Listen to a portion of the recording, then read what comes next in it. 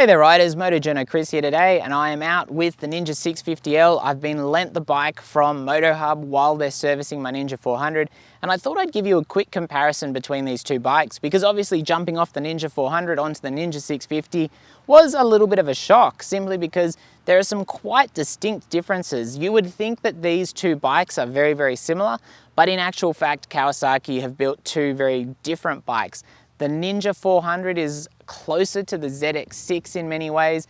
This is closer to the Ninja 1000, which is of course a sports touring bike and a very popular one. There are some areas where I do think the Ninja 400 is probably superior regardless, but there are some real strengths on the Ninja 650. Now this costs about 50% more than the Ninja 400, but straight up, even on this restricted version, which only has 51 horsepower to meet Australian LAMS restrictions, you're getting 50% more torque than the Ninja 400, and you are getting a smoother throttle response. So as far as the engine, while it's not a super rev happy engine the way the Ninja 400 is, you don't have to really rev it out to get all your performance. It has a beautiful mid-range, which is really rewarding. And for your day-to-day riding, if you're not kind of being a boy racer or girl racer on the streets, you will probably appreciate the torque of this bike more than the revvy nature of the Ninja 400, particularly because it is smoother. Both have a slipper clutch. This doesn't have as light a clutch as the Ninja 400, but it's still well within reason, and I'd still be very, very happy riding this. I'd be more happy riding this in traffic and doing a commute on it, simply because it's got the more upright bars, it's got a more comfortable seat by a significant margin, while the seat to peg ratio is still quite tight. Like on the Ninja 400, I don't think it's quite as tight as on the Ninja 400.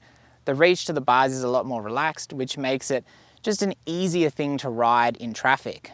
The front end is a little bit light when you're at very low speeds, which I haven't really noticed on the Ninja 400. However, I will say, I just think this is a funner thing to ride kind of around town, and it's gonna depend on what kind of rider you are, whether you agree with me on that one. If you're someone who just likes revving bikes out, Ninja 400 is probably gonna be the winner regardless. If you like a nice and meaty mid-range, Ninja 650 is gonna be the clear winner. Now, I should mention here that the difference in the seating positions, bars or ergos between the two models mainly lies in the fact there's a longer reach forward on the Ninja 650, where the Ninja 400 brings the bars back much closer to you as a rider, meaning very bent elbows in an upright seating position compared to the straighter arms on the Ninja 650 with a natural reach to that point. While the seat heights are similar, the Ninja 650 gives the big bike feel, where the Ninja 400 really sits in that smaller 250 to 400cc category and is significantly lighter as a result. So if you're a smaller or shorter rider, you may well find the Ninja 400 a more comfortable fit and feel, especially as a new rider. With 785mm and 790mm seat heights, they are pretty close in that regard, and also both keep the bike narrow between the legs and at the front of the seat, with a little more to grasp onto with your knees on the 650. Now, where I do think the Ninja 650 certainly wins is just the simple fact it's got a TFT display and it now has traction control, and you can sync your mobile with the Rideology app. So as far as being kind of a more modern machine, the Ninja 650 clearly has kind of a couple of the more modern updates which the Ninja 400 still hasn't adopted. Now, does the Ninja 400 necessarily need traction control? Probably not. Does the Ninja 650? Maybe not, but as with most of these rider aids, if they save you from a crash once, they've paid for themselves. And as far as I can tell, I don't actually think really the price of the Ninja 650 has moved all that much. So getting traction control added in seems to just be a keeping up with the Joneses kind of situation, as more of the 650 class get traction control. So it is actually nice to see Kawasaki staying competitive there. As far as both of the bikes in the suspension side of things, they're both very, very basic. So you only get preload on both of these models, and that's rear shock only. However, there's quite a difference to my eye on how these bikes have been set up, which puts their strengths in very different places. The Ninja 650 has a better set of forks and a more premium feel to the suspension. It's quite plush actually, and apart from that front wheel tracking at low speeds, feels quite stable and planted, handling the regular roads and speeds very well. It just feels like a significantly more premium motorcycle in this situation, which it should. The bike is more expensive and better spec. The shock was harsher at speed on the better twisties though, which have some fairly poorly surfaced spots that are punishing. On smoother roads though, this will be less of an issue. The Ninja 400 by comparison feels like a basic bike in traffic and around town. However, for my weight of 75 kilos or so, once we hit the twisties, it was the undeniable winner, with the shock, while not perfect, just a little more composed over the harsher stuff, compounded by being a lighter machine, no doubt. As far as the handling side of things, the Ninja 400 is much lighter and it is quite the weapon out in the twisties, but the Ninja 650 is no slouch. It's a little bit slower handling, but it's very, very stable. Very nice thing to ride. Very easy to ride as well. And while I wasn't quite as tempted to throw it around the way I normally am on the Ninja 400, I could move around on the bike quite easily as far as the ergonomic side of things, and that was very easy to do and did kind of reward being a little bit more active on the bike. The Ninja 650 and the Ninja 400 are different in how they handle.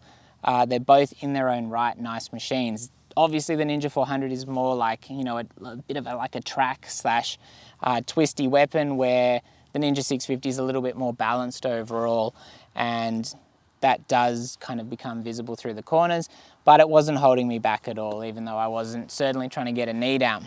Styling on both is a real standout. I love the KRT colors particularly, which you do pay a little bit extra for. I would say the build quality on the Ninja 650 is a nice step up or two from the Ninja 400, which is more built to a price from what I've seen. But the Ninja 400 is still nicely built, particularly for the price point it's at. So that's not much of a criticism.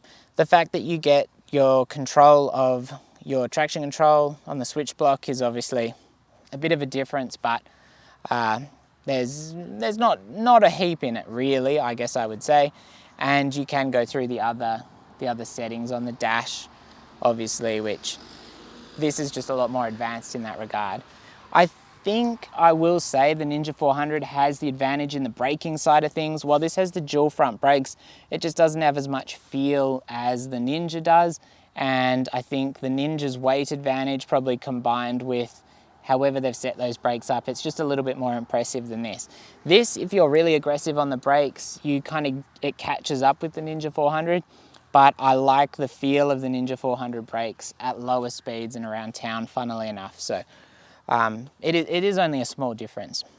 The screen on this isn't really big enough for the freeway or for higher speeds, like over 100, but it is what it is, I guess. You could probably replace that screen and put a larger touring screen on, so it's probably not a huge issue. One thing I will say, the Ninja 650 exhaust being that little bit more nicely hidden away is a nice feature compared to on the Ninja 400. I wouldn't feel like I needed to remove it on this bike for looks, even though obviously for a bit more exhaust note, I definitely probably would make that choice. But I think the styling of this bike is really on point. And as I said to begin with, I think these two bikes fill very different roles. The Ninja 650, naturally being a larger machine, sits between that beginner and intermediate category with a bit of sports touring character to it as well, like a baby Ninja 1000. Obviously it's much more basic than the 1000, but that's reflected in the price, and it's a well-rounded machine in a full-size bike. Being that little bit more modernized is also obviously helping keep the 650 looking much more up to date, with features like a TFT and traction control a big selling point for some riders. Great torque compared to the Ninja 400 is also a big boon, although it's more typical of the 650 class in general. The Ninja 400, while still a super capable daily ride and commuter, really shines when you're having a bit more of a crack in the twisties or maybe even going to track days, with the huge advantage here simply coming down to price versus a 650 machine. That particularly stands out because the Ninja 400 is the most powerful of the 300 to 400cc class by a decent margin, so if you want the most performance without jumping up to a 650, it's an obvious choice. Of course, whether you're actually comparing these two models as a beginner or intermediate machine is another question. If you're still watching the video at this point, I'm guessing you do find the idea interesting enough to be worth exploring. So if you've got any questions about the two bikes and the comparisons between them, maybe you're considering the two as options, let me know down below in the comments. Let me know what you're thinking and what your points of comparison are, and maybe I can help you out. And as always, stay safe out there, and thanks for watching.